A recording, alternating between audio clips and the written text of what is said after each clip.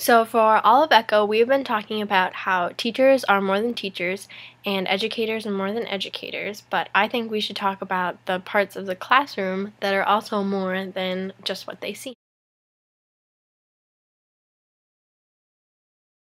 So these scissors, these tiny pink and purple scissors that I can barely fit my semi-adult fingers into, just seem like a tiny semi-sharp cutting tool, but to a kindergartner, they can be their first steps at the creative process.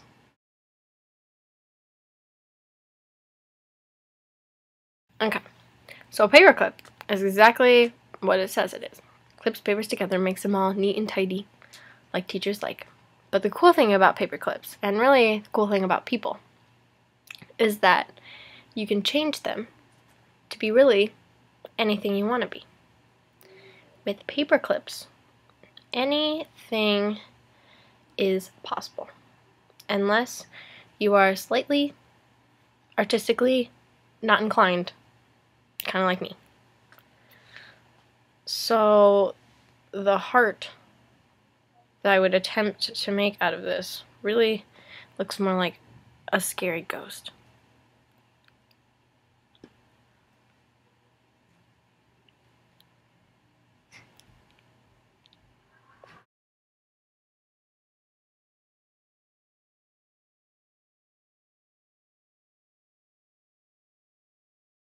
Okay, the thing about pencils. Pencils for me means that I tend to chew on them kind of a lot. It's a problem, even when it's not my pencil and I forget that it's not my pencil and I do it anyway. But the thing about pencils is they have this cool thing on the end right there called an eraser. So you can erase your mistakes and you can start over. Now, if only that were true in real life, but it's not. You can't always erase your mistakes, but the point is that you can start over. And that no matter how many times you mess up, there is always room for you to do it right one more time.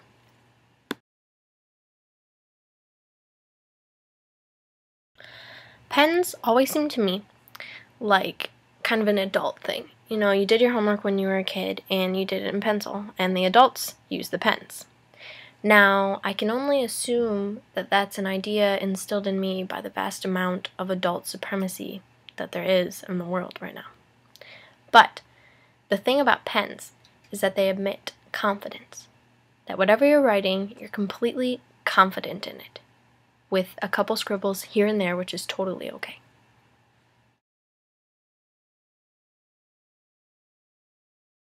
Now, highlighters are used to highlight the important things, all the things that we have to remember. And it's important for teachers to remember that students dream, and that their dreams are very important.